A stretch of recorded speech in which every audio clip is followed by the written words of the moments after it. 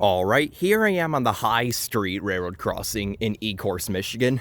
Now, this is another one of these crossings that Owens 32 filmed in the past, and also a few others too. And these crossing signals in particular, they're kind of special, or to me at least.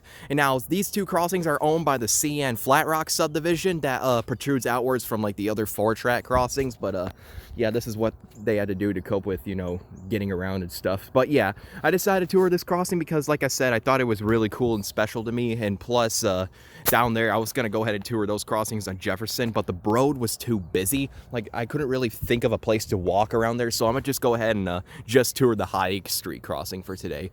But yeah, so with that said, let's go on and get to it. So for the first signal, this sits on a concrete block for a base. But yeah, this has a concrete block base, and if you look behind the stop on red signal sign, you can see a WRS box.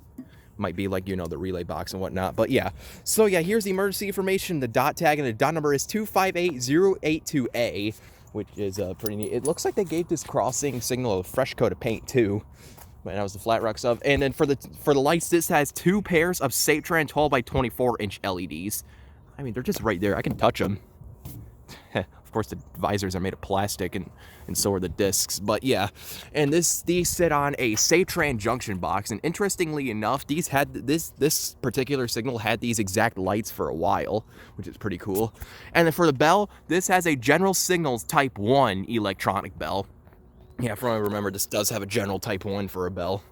But that right there was another, I would say, the first signal. Let's go ahead and move on to the next. But yeah, as you can see, here's High Street, the Flat Rock sub, well, the relay case. Even though I kind of forgot to show the relay cases in other my tours, but, you know, it's oh well. But yeah, so with that said, let's go ahead and move on to the second signal, which also sits on another concrete block as a base. And for some odd reason, this doesn't have the WRS relay box that thing has, but oh well. And here's the emergency information, the dot number again. And for the lights, once again, this has 2 more pairs of Satran 12 by 24 inch LEDs. Now, up until 2011 or 2015 or somewhere around there, this crossing used to have 8-inch lights, but yeah, they now got replaced just, I guess, to match with the 12 by 24 inch lights over there.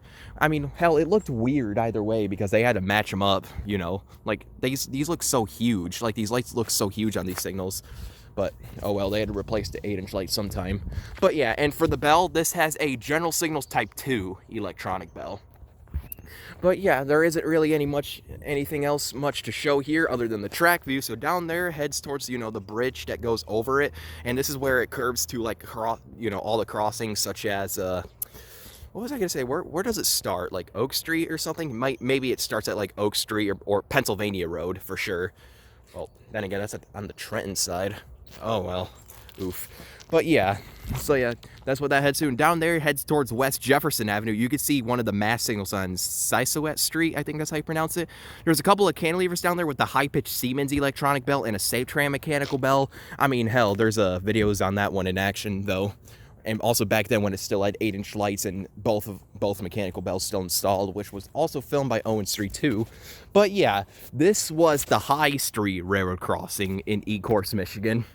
Hope you guys enjoyed this little extra tour that I decided to make. And you can see a little, you know, LED Vader signal right here, just for the locals that pass through here. But yeah, this is where the pretty much Flat Rock sub protrudes outside of the quad track crossings in Wyandotte. So yeah, that's that. Over and out.